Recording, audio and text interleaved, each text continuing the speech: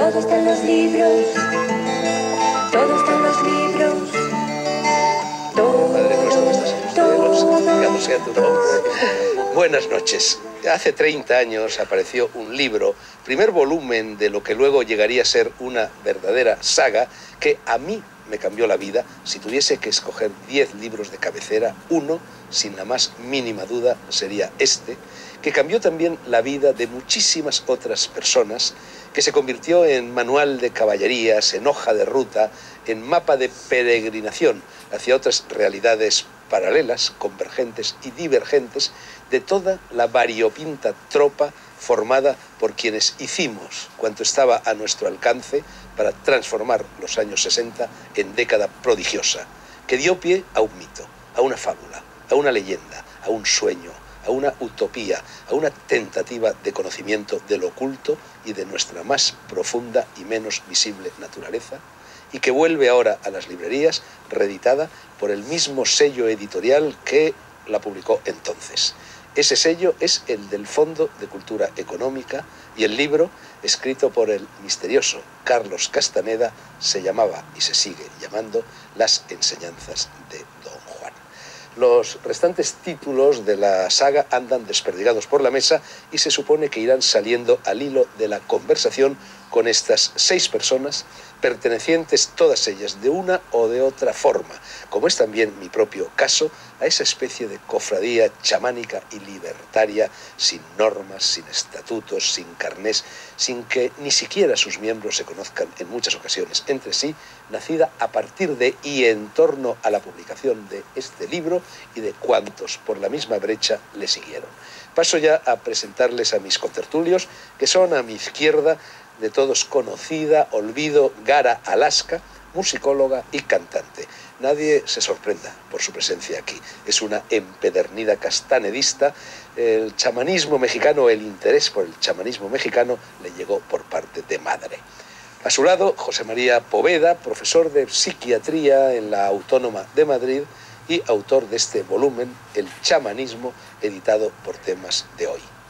En el extremo, Santiago Trancón, profesor de la Escuela Superior de Arte Dramático, crítico de teatro, escritor. Aquí tenemos algunos de sus libros: En un viejo país, novela publicada por Huerga y Fierro, y De la naturaleza del olvido, poemas publicados por la Diputación Provincial de León, y practicante Santiago Trancón, llamémoslo así, de pases mágicos. Sabremos enseguida lo que son los pases mágicos.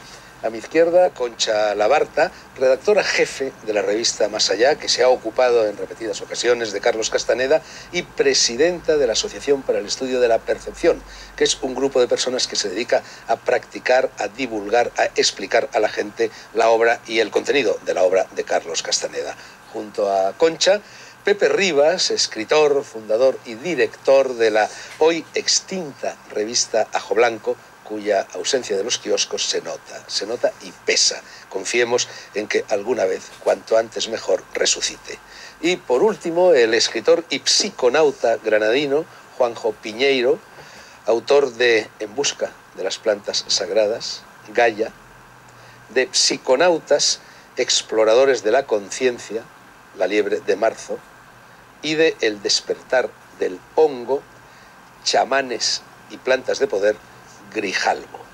Hay otros libros relacionados con el asunto que hoy nos convoca por aquí. Seguro que nuestro realizador Marcelo Bravo irá recogiendo y enseñando sus portadas con la escoba de las cámaras, pero me gustaría dedicar una mención especial al primer número de esta publicación, El Idiota, revista monográfica de ideas íntegramente dedicada a los visionarios, ebriedad, sustancias y plantas de poder, reflexión y creatividad.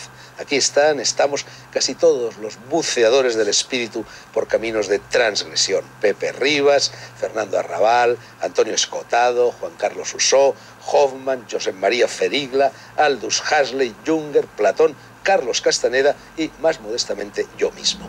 Alaska, o mejor dicho, Olvido. Háblanos de tu relación con Carlos Castaneda, si es que lo conociste, supongo que no, y, en cualquier caso, de la relación con sus libros. No conocía a Castaneda, y todas las informaciones que tengo relacionadas con las personas que le conocieron son contradictorias, como todo en la historia del misterioso Castaneda. A mí me parece muy interesante mi caso, no porque sea el mío, sino porque creo que refleja la postura de una generación. Mi generación estaba un poco de espaldas al descubrimiento de los 60, al descubrimiento de Castaneda y de cómo se asimiló por parte de la contracultura, sobre todo de la contracultura californiana. Y para nosotros fue un redescubrimiento a finales, mediados de los 80, a través de otras vías que yo considero igualmente chamánicas, como son determinados tipos de música, la música trance, y la integración de todo esto como un nuevo chamanismo que recupera la idea que en un momento dado puso Castaneda en sus libros. Yo creo que Don Juan, ficción o realidad, es el primer chamán que hemos tenido los occidentales a un nivel masivo.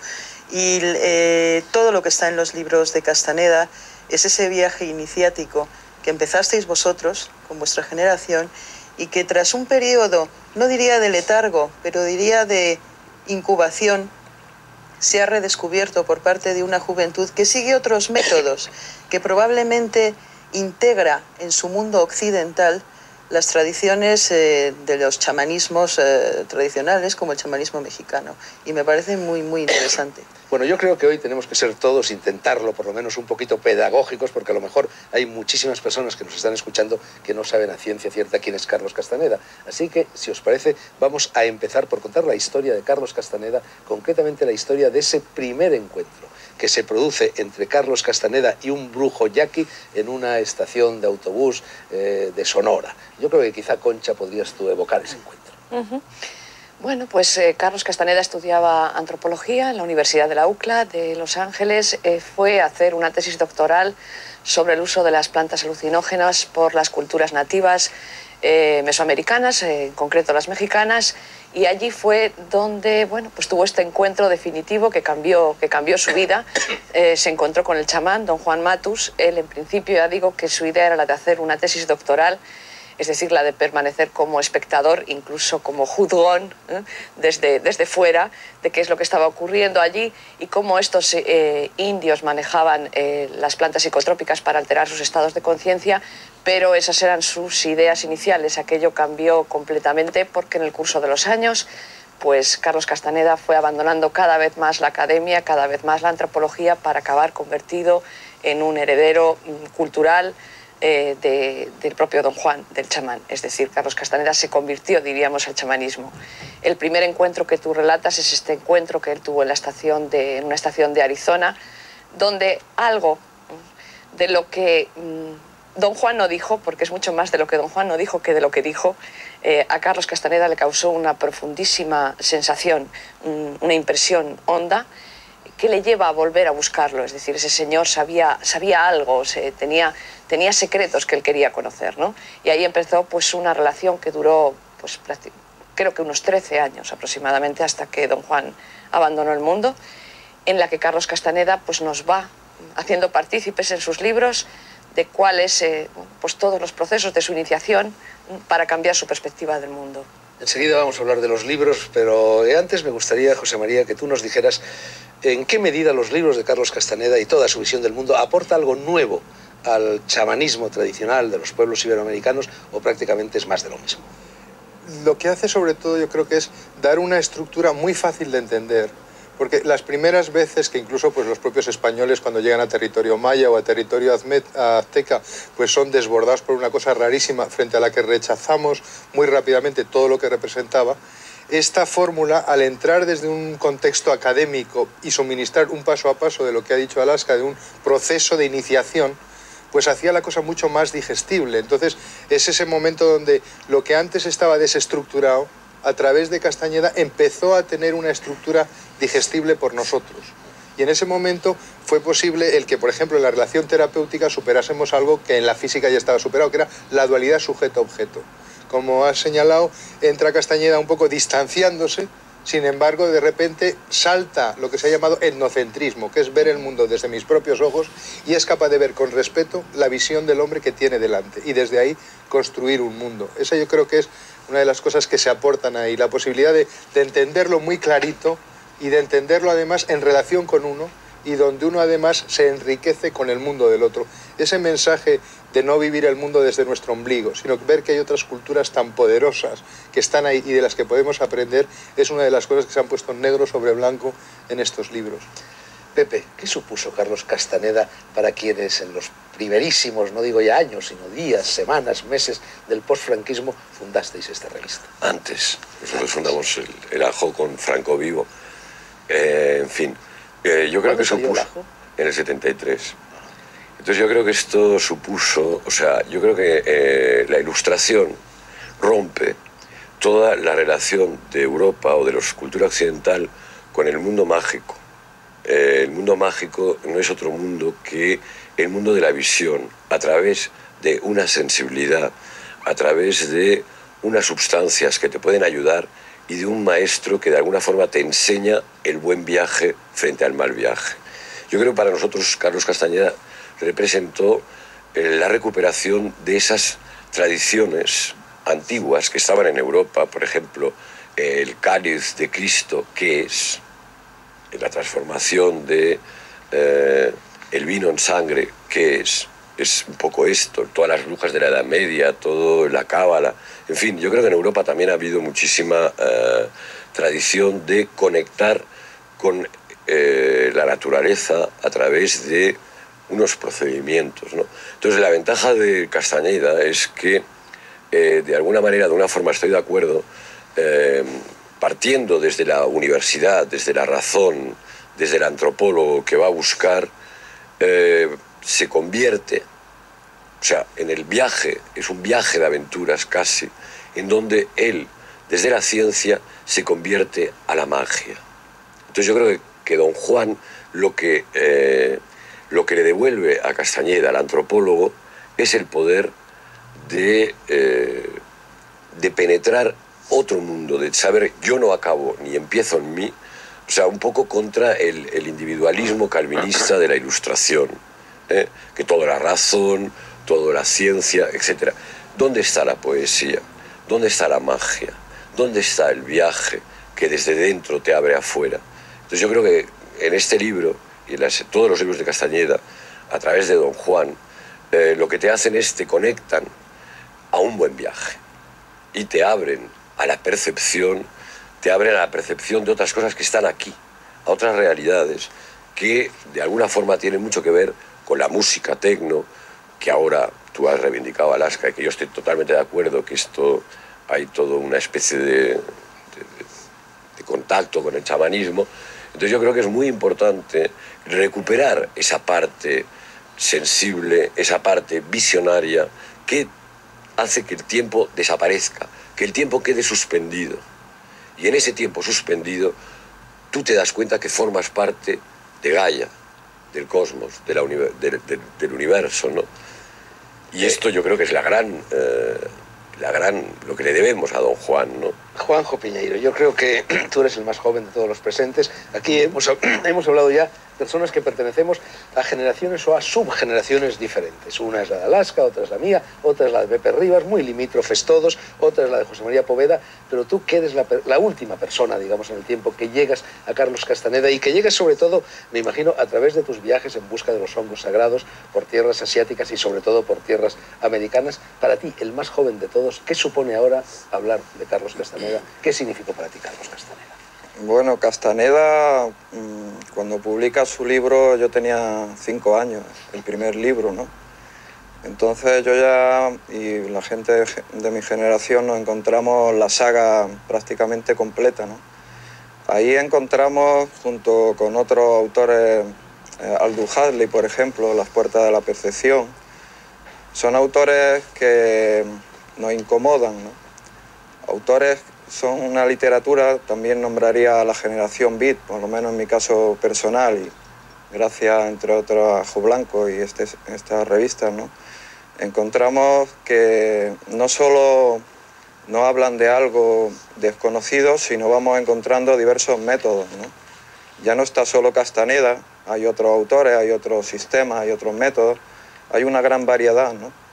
Entonces, Castaneda quizás ya no tiene un papel tan fundamental porque no es el único, pero sí es importante, sobre todo por lo que digo, es una literatura incómoda, perturbadora, una literatura que te hace pasar a la acción, a la búsqueda, ¿no? Y entonces, en mi caso, fui de viaje allí, bueno, en principio a Sudamérica, luego a Asia, sí, luego a México. En otros casos ha sido pues investigando con la sustancia enteogénica o psiquedélico, el nombre me da igual, ¿no? En otros casos, pues ahora están los pases mágicos, ¿no? Yo creo que en toda la saga hay muchos métodos, hay muchos sistemas ahí recogidos. Bueno, como efectivamente en la saga hay muchas cosas, vamos a ver si clasificamos un poquito la bibliografía de Carlos Castaneda. Después de las enseñanzas de Don Juan, y os lo pregunto quizá a ti, Concha, y a ti, Santiago, que todavía no habéis hablado, llegan 3 libros, que son Una realidad aparte, El viaje a Islán y Los relatos de poder. Yo creo que eso es un primer ciclo. Y yo os tengo que confesar que cuando aparece el 5.º libro, que es El segundo anillo de poder, yo ahí, no sé, percibo una quiebra, una ruptura de la continuidad castanediana, y yo empiezo a apartarme un poco de Castaneda a partir del segundo anillo del poder. Me gustaría saber si vosotros estáis de acuerdo en la existencia de estos 2 ciclos y dónde radica la diferencia entre uno y otro. Yo creo que no hay tal distinción en los libros ni esos ciclos. A mí me parece que eso más bien lo hacen los lectores y que lo que plantean en tal caso es cómo se aproximan a Carlos Castaneda, y son ellos los que hacen esos distintos ciclos, ¿no? A mí me parece que la obra de Castaneda tiene una coherencia absoluta, total, incluso una coherencia académica, de sistema cognitivo, de coherencia estructural, ¿no? Absolutamente no hay esa división.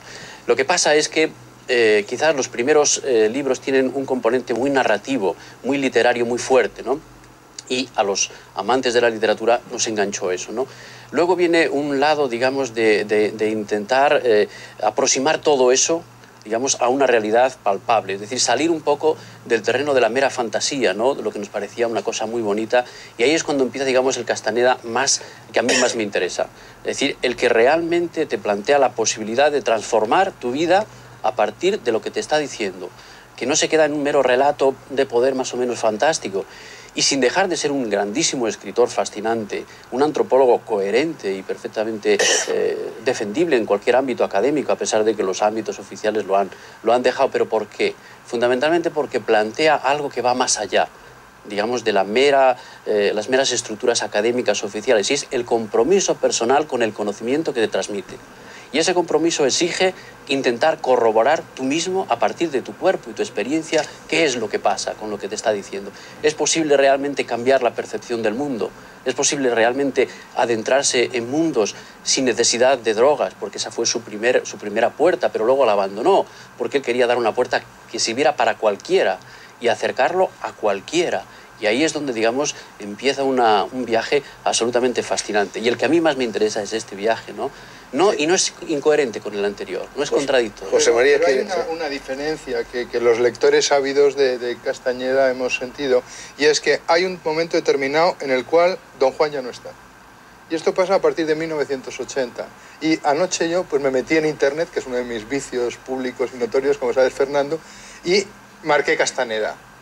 Entonces, ¿qué ocurrió? Pues entre los cientos de documentos, miles que hay ahí accesibles, había uno de Merlin Túnez Gende que insiste mucho en este aspecto, que antes de 1980 la relación Castañeda-Don Juan fue muy consistente, pero a partir de 1980 ella afirma que fue excluido del grupo de Castañeda. Quizás eso es una cosa muy discutible. Castañeda fue excluido del grupo de Don Juan, y entonces la presencia de Don Juan es distinta, hay más Castañeda.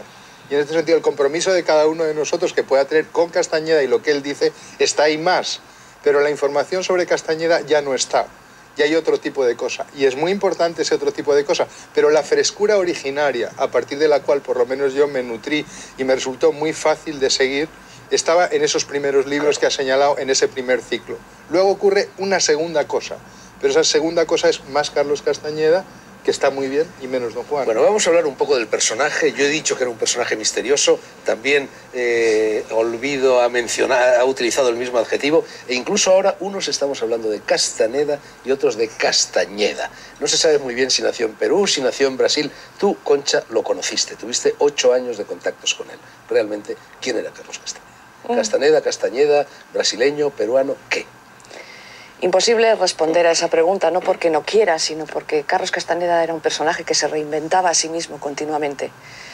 Antes hablabas de 2 ciclos en los libros.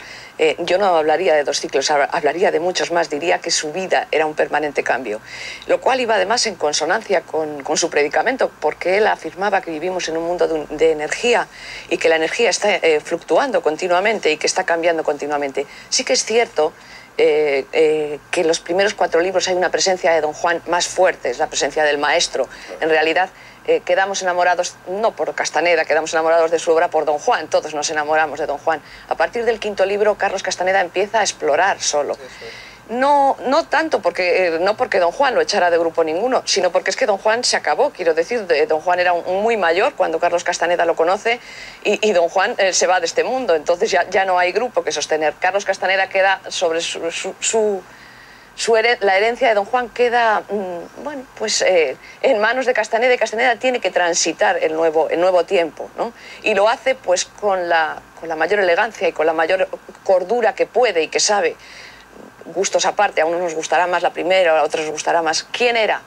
Es imposible decirlo, porque aparecía cuando quería, desaparecía cuando le daba la gana. No es sus libros no solamente son literatura, verdaderamente él vivía lo que dice en sus libros. Era un individuo sin rutinas, no se le podía... Tú fuiste la segunda española, por lo menos públicamente, que lo conociste. Carmina Ford lo conoció antes, escribió una larga entrevista con él, y luego, ¿tú cómo lo conociste? ¿Dónde? Yo lo conocí en un viaje suyo personal que hizo a Madrid. Nunca supe los motivos. Él llegó con 2 mujeres de su grupo, 2 mujeres que practicaban el chamanismo con él, y los motivos de aquel viaje totalmente desconocidos. ¿Por qué yo tuve la suerte de estar en ese momento? Tampoco te puedo responder a eso. Lo cierto es que ahí sí que entablamos una relación que perduró a lo largo de los años, ¿no?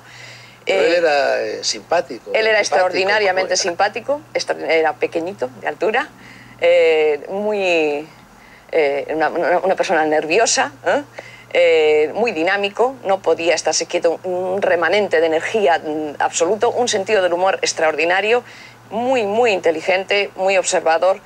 Era una persona con una intensidad, diríamos, que enamoraba, enganchaba. Si no sabemos muy bien quién es porque una de las enseñanzas de Don Juan consistía en borrar la propia historia. Y él lo hizo continuamente. Lo cual coincidía con Krishnamurti, por ejemplo. Es decir, el peso de nuestra memoria, de lo que hemos sido, nos clasifica, nos encasilla, nos determina, nos quita libertad, ¿no? Antes me preguntabas dónde había nacido. La versión que a mí me dio es que nació en Brasil.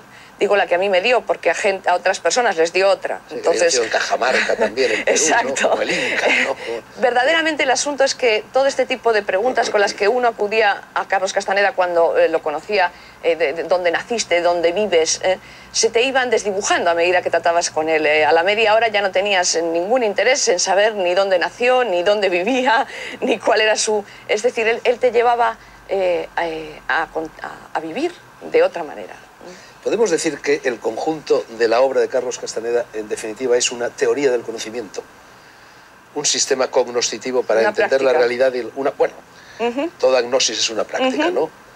Es un sistema efectivamente cognitivo, pero que entiende el conocimiento no de una manera meramente intelectual ni mental, sino que el conocimiento es el cuerpo que siente, el cuerpo que ve, el cuerpo que experimenta y que solo se fía de lo que corrobora y que no, da por sentado nada previamente y que todo lo pasa, digamos, por su propia experiencia energética y cómo está viviendo él encararse con todo lo que le rodea. Ni le aleja del mundo, digamos, ni le mete en una burbuja mental. Y esa es a mí me parece algo muy revolucionario, que el conocimiento es un conocimiento absolutamente corporal, entero y energético, y que no cabe, digamos, el alejar, digamos, en la mente cosas muy bonitas si luego tú no las llevas a la práctica. Y ese lado práctico es el que realmente aleja a muchos lectores meramente intelectuales de Castaneda del verdadero sentido de su obra y lo más fascinante y lo más asombroso, que es la posibilidad que uno que tiene de vivir lo que él está contando, de saber que eso no es un cuento y que uno puede corroborar paso a paso todo eso. Bueno, Y ahí es donde entra el mayor interés de la obra. Nos quedan un par de minutillos antes de la publicidad y para muchísima gente, para muchísimos lectores, decir Castaneda es decir sustancias enteogénicas, es decir, drogas psicotrópicas, psicomiméticas, llamémoslas como queramos. En los primeros libros, ya se ha dicho, él utiliza el humito, la datura, la hierba del diablo, el estramonio, el peyote, y luego, en cambio, desaparece. ¿Por qué? Era una farsa al principio, siguió utilizándolas después. ¿Qué significa este escamoteo? Yo creo que estas sustancias lo que te permiten es romper la muralla que te ha creado la educación recibida. Eso. Romper rutinas, diría él. Murallas, se diría. Murallas, canales de energía, chakras, como quieras llamarlo. Entonces yo creo que estas sustancias, cuando se saben tomar y se toman en el momento adecuado, en el lugar adecuado, y tienes el maestro, don Juan, que te enseña a hacer todo el proceso, entonces realmente cuando tú has abierto el chakra, ves la áurea de la gente, ves cuando una persona te está diciendo verdad o mentira, rompes el tiempo lineal, entras cósmico, circular de los budistas. Visionario. Exacto, y entonces yo creo que esto es un poco la primera parte que tú dices que te gusta de Carlos Castañeda. Yo creo que lo que te está explicando esto. La segunda parte yo creo que es una parte mucho menos literaria, como decías tú, y es una parte más para científicos, para antropólogos o para...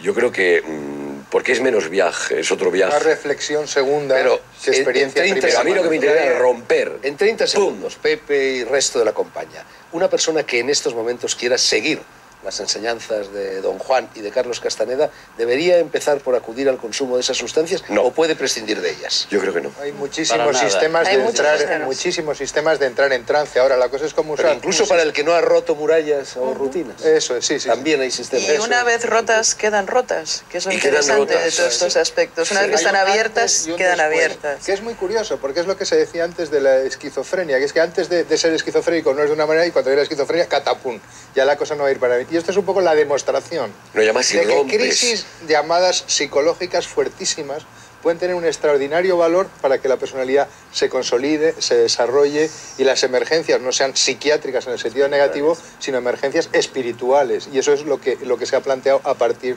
de estas lecturas. Sí, y no hay que olvidar algo que Carlos Castaneda repetía a menudo, y es que aunque don Juan utilizó este tipo de sustancias en una parte de su entrenamiento, había otros alumnos, otros estudiantes del chamán que jamás requirieron estas sustancias. Él insistía en que si estas sustancias fueron utilizadas con él es porque él era especialmente duro para romper Ahí está la clave, ¿no? En el viaje de Estelán, él explica que don Juan le dice, bueno, en tu caso. Pero claro, en nuestra sociedad es el caso de muchas personas, ¿no? Al margen de lo que digan en los libros, un autor es a favor, otro en contra, el caso es que se están usando. Muchísimos jóvenes usan esa sustancia. Lo que podemos hablar es qué papel cumplen, no depender de ellas. Son sustancias despertadoras. Con ellas por sí mismas no te van a dar nada más que eso, ¿no? Ahora, experiencias cercanas a la muerte, como la que ha tenido en días recientes la propia Pantoja, pues pueden dar un poder transformador extraordinario. Porque es que es la vida... Te refieres a los de la grabación del programa, porque se emitirá dentro de algún... Sí, hace un tiempo, ¿no? Entonces, que era cuando de repente te encuentras con la muerte, te encuentras con situaciones límite, te encuentras con algo que te desborda, y sin embargo que está aquí mismo, y está todo el día. Entonces esa experiencia para Castañeda fue necesario a través, pues eso, de la mescalina, de la datura, que es una cosa muy fuerte y con la que hay que tener muchísimo cuidado. El estramonio, y el estramonio, porque precisamente pues puede dejarle a uno muy fuera de cobertura. Y los champiñones. Si te das cuenta, en el primer libro no son precisamente las más recomendables. Claro, ¿no? el libro termina diciendo que había sido derrotado por el primer el primer enemigo del hombre de conocimiento, que es el miedo, ¿no? A este tipo de sustancias. Perdonadme, tenemos que interrumpir, viene la publicidad. Quien quiera aprovechar el parón para tomarse una ración de champis en la taberna más cercana puede hacerlo, y quien prefiera en cambio sentarse en la posición del loto, meditar y conseguir exactamente el mismo resultado también puede hacerlo. Seguimos repasando las enseñanzas del brujo Carlos Castaneda en negro sobre blanco. y como una de sus principales lecciones se refería a la conveniencia de que cada ser humano borre su propia historia, ya lo hemos dicho, para no verse falsificado, disecado, encasillado por ella. No voy a mencionar una vez más los nombres de los 6 cofrades castanedistas que me acompañan. Santiago, ¿qué es la tensegridad? ¿Qué son los pases mágicos? Los pases mágicos son movimientos corporales, físicos, energéticos, que han estado descubiertos por los brujos del México antiguo y que se le transmiten a Carlos Castaneda, y él los rehace y le da un sistema consistente y los ofrece a cualquiera que los quiera practicar. Supone una tradición antiquísima mantenida